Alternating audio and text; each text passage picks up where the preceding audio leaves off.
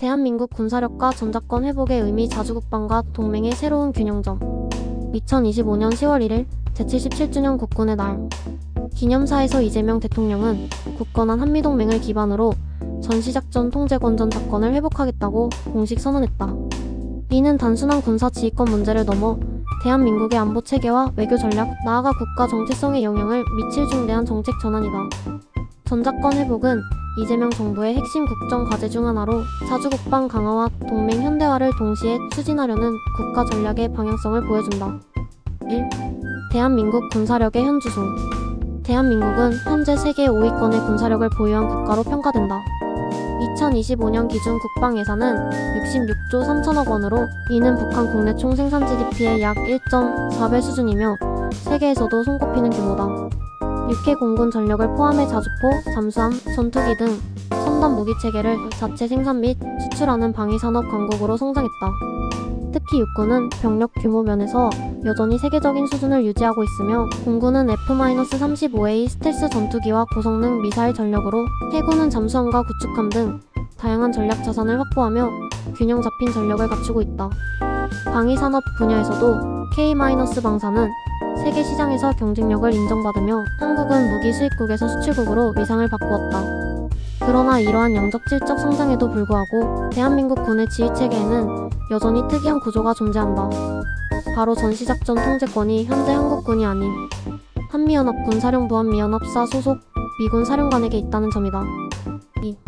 전작권이란 무엇인가? 전시작전 통제권 어퍼레이셔널 컨트롤 OPCON이란 전시 상황에서 군사작전을 지휘하고 통제할 수 있는 권한을 뜻한다.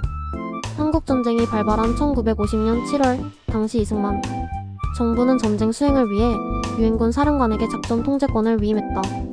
이후 1978년 한미연합군사령부 창설과 함께 한국군은 평시작전권만을 보유하고 전시작전권은 미군 사령관이 맡는 체제가 형성되었다.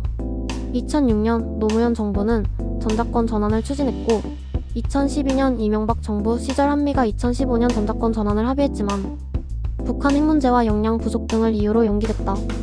박근혜 문재인 정부를 거치면서 조건에 기초한 전환 CBOT 방식을 채택해 3단계 평가 절차를 거치기로 했고 1단계는 완료, 2단계 중단 상태에서 윤석열 정부를 거쳐 현재 이재명 정부로 이어지고 있다. 3. 회복이라는 표현의 의미. 이재명 대통령은 기념사에서 전환이나 환수 대신 회복이라는 단어를 사용했다. 이는 전작권이 원래 한국군의 고유 권한이었음을 강조하는 표현이다. 대통령실은 전작권은 잠시 넘어갔던 것이고 본래 우리 것이었기에 회복이 맞는 표현이라는 대통령의 지시로 기념사 문구를 수정했다고 밝혔다. 이는 단순한 언어 선택을 넘어 정책적 상징적 메시지다. 즉, 전작권 회복은 동맹관계의 변화를 의미하는 것이 아니라 한국이 스스로 안보 주권을 되찾아가는 과정이라는 점을 강조한 것이다. 4. 추진 방향 자주국방과 동맹의 조화. 이재명 정부는 자주국방과 한미동맹의 현대화라는 두 가지 목표를 동시에 달성하려 하고 있다. 전작권 회복은 단순히 지휘권을 돌려받는 것이 아니라 한국군이 실제로 전시 상황에서 연합군을 지휘할 수 있을 정도로 역량을 갖추는 것이 핵심이다. 이를 위해서는 정보 정찰 능력 확보, 지휘통제 체계 시사 ISR 정비, 사이버 우주, 영역 대응력 강화, 연합작전 훈련의 정례화 등이 필수적이다. 미국 역시 한국이 이러한 역량을 갖추는 것을 긍정적으로 보고 있으며 2025년 9월 열린 한미통합국 방위협의체 KIDD에서도 상당한 진전이 있었다고 평가됐다. 6. 쟁점과 과제. 군사력의 실질적 역량. 전작권 회복은 상징적 조치만으로 가능하지 않다. 한국군이 정보 정찰 감시 지휘 능력 등 모든 분야에서 독자 작전이 가능한 수준에 도달해야 한다. 특히 북한의 핵미사일 능력이 고도화된 상황에서 첨단 기술력 확보는 필수다. 한미 간 협력 구조 조정. 전작권 회복은 한미연합사 지휘체계에도 변화를 요구한다.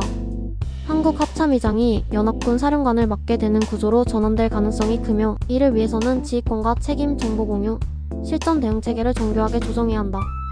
국내 정치와 여론. 야당은 전작권 회복이 국민적 합의 없이 추진되는 점을 비판하며 주한미군 철수 가능성을 우려하고 있다.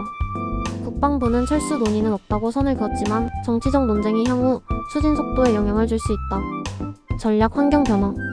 미중 갈등, 북한의 도발, 일본 및 인도 태평양 전략 등 외부 환경 변화도 변수다. 전작권 회복은 한국의 전략적 자율성을 확대하지만 동시에 주변국과의 외교적 균형을 정밀하게 조율해야 한다. 6.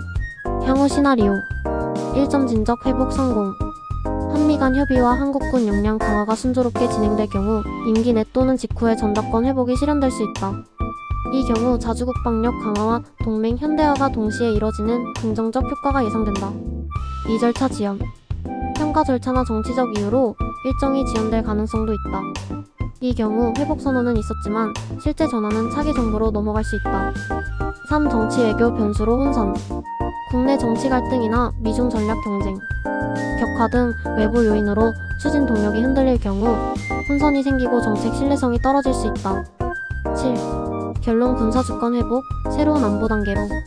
대한민국은 이미 군사력 면에서 세계적인 수준에 올라섰고 방위산업과 첨단 전력에서도 빠르게 성장하고 있다. 전작권 회복은 이러한 성장의 결과이자 다음 단계로 도약하기 위한 필수 과제다.